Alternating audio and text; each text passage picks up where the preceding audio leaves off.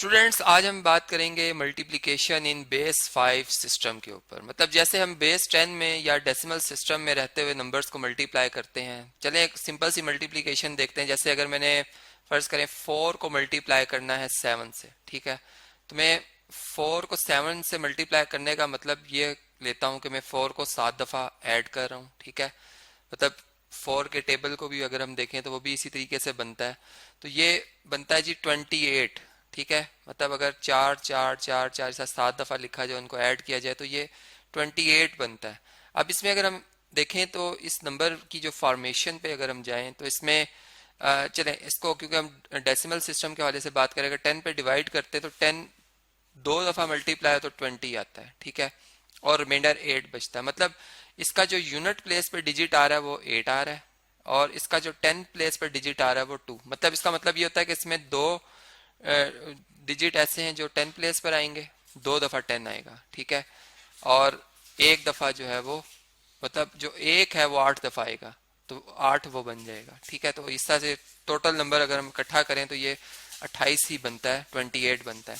अब इसी तरह अगर फर्ज करें हम बेस 5 की बात करते हैं, 4 बेस 10 में और बेस 5 में 4 ही लिखा जाता है, ठीक है, क्योंकि 5 से कम डिजिट है, ये 5 से छोटा है। 5 से जो छोटे हमारे जो 5 बेस 5 सिस्टम में जो डिजिट्स आते हैं वो हैं 0 1 2 3 4। मतलब हमें कोई भी बेस 5 का नंबर लिखा हुआ नजर आएगा तो उसमें ये 5 डिजिट होंगे, इसके अलावा कोई और डिजिट नहीं लिखा हुआ होगा, ठीक है।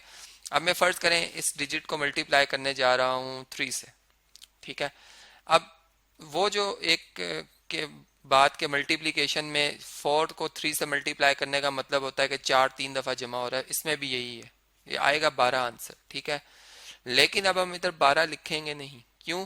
क्योंकि इसमें अगर आप देखें तो ये इसका 10th प्लेस पर 1 आ रहा है, ठीक है, और इसके यूनिट प्लेस पर 2 आ रहा है, ठीक है। इसकी तो फॉर्मेशन ऐसे हुई हुई है, लेकिन हमारा जो आंसर है वो तो बेस 5 में आना चाहिए, ठीक है।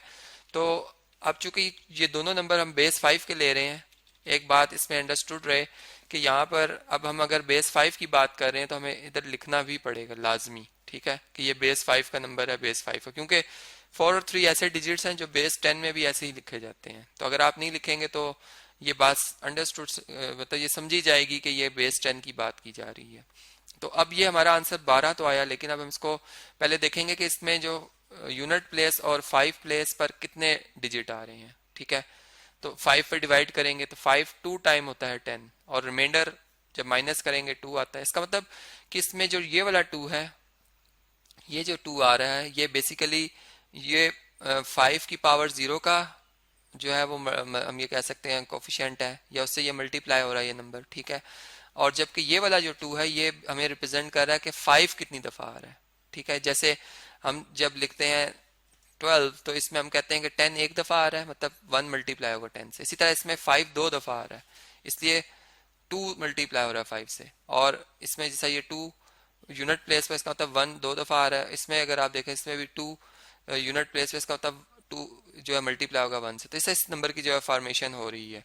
और अगर मैं इसको बेस 5 में, इसको अगर मैं बेस 10 में देखूं कि ये 12 बनता है या नहीं, तो ये बन भी जाएगा। किस तरह से कि आप 2 को मल्टीप्लाई करेंगे 5 पावर 2 से, सॉरी 5 पावर 1 से, और इस 2 को मल्टीप्लाई करेंगे 5 पावर 0 से। मतलब ये हम 0 से स्टार्ट लेते हैं, 0 1 फिर सा 2, अगर आगे आगे कोई नंबर लिखा हुआ है तो ये 5 की पावर्स में इस तरह से बढ़ती रहती हैं। तो अब अगर आप देखें तो ये बन जाएगा 10, और 5 पावर 0 1 होता है, 1 प्लस 1 मल्टीप्लाई बाय 2 2, और 2 प्लस 10 12। तो ये हमारा आंसर बेस 10 में 12 ही आता है, जो कि बिल्कुल करेक्ट है। तो इस तरीके से हमने अपने आंसर को वेरीफाई भी कर लिया कि आया कि हमने जो जवाब निकाला है वो दुरुस्त निकाला है। अब हम जरा थोड़ी सी इस बड़ी कैलकुलेशन की तरफ जाते हैं। जैसे कि फर्ज करें मैं ये स्क्रीन को थोड़ा सा यहाँ से स्पेस बना लूँ कि इसमें हम कुछ लिख सकें, ठीक है।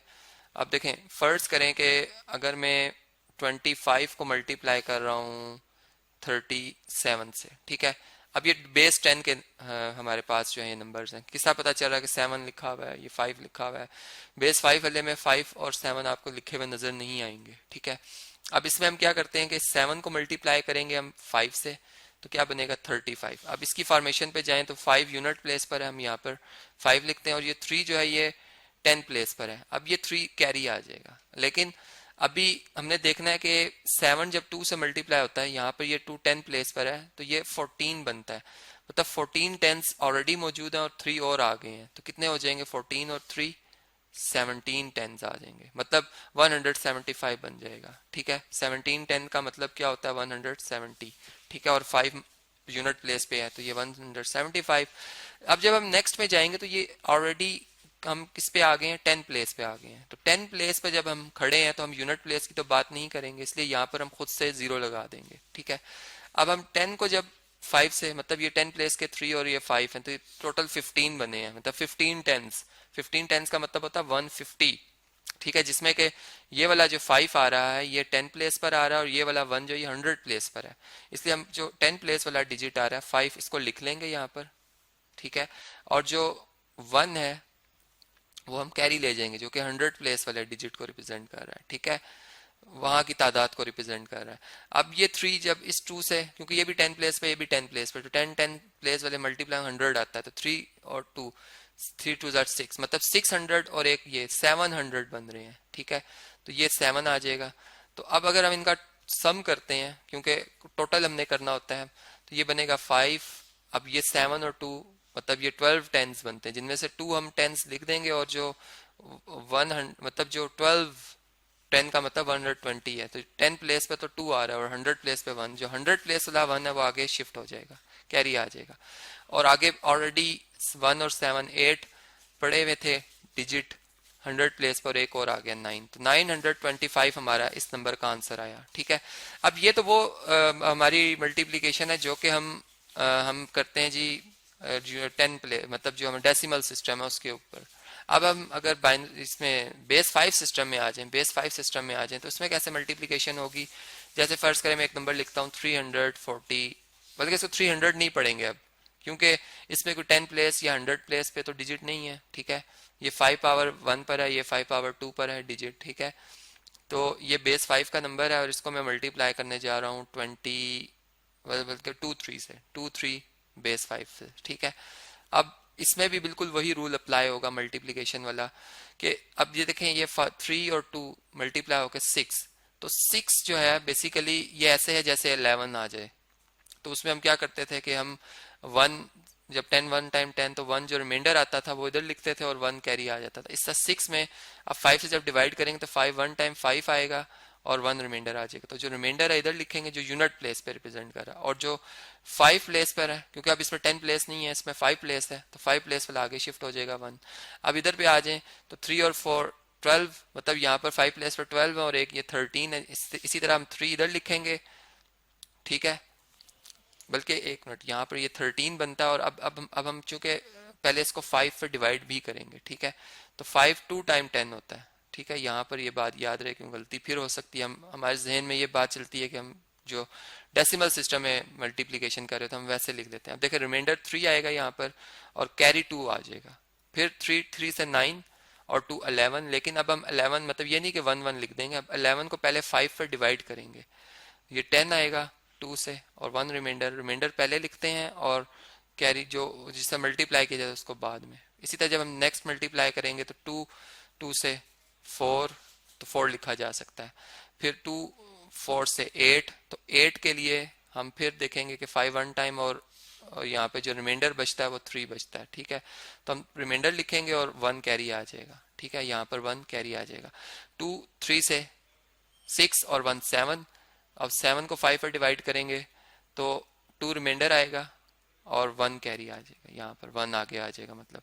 तो इस तरीके से अब जब हम इन्हें ऐड करेंगे हमारा जो फाइनल आंसर बनेगा, यहाँ पे 1 आएगा, यहाँ पे 7। अब फिर वही बात कि 7 को अभी मैंने यहाँ पर लिखा था, अगर आपको याद हो तो 7 नहीं लिखेंगे बल्कि इसका रिमाइंडर यहाँ लिखेंगे और 1 कैरी आ जाएगा यहाँ पे। अब ये बना 4 और 1 5, तो 5 को 5 पर जब डिवाइड किया था 1 टाइम तो 0 रिमाइंडर आता है, यहाँ पर हम क्या लिखेंगे 0 1 कैरी आ जाएगा, फिर ये 5 बना, फिर ये 0 आएगा और 1 कैरी, और ये 1 + 1 2। तो इस तरीके से ये हमारा जो आंसर है ये बेस 5 में आ गया है। अगर आप इसको चेक करना चाहते हो कि ये आया हमारा जवाब ठीक है तो इसको आप बेस 10 में कन्वर्ट करें और देख सकते हैं आप कि आपका आंसर जो है वो बिल्कुल दुरुस्त है।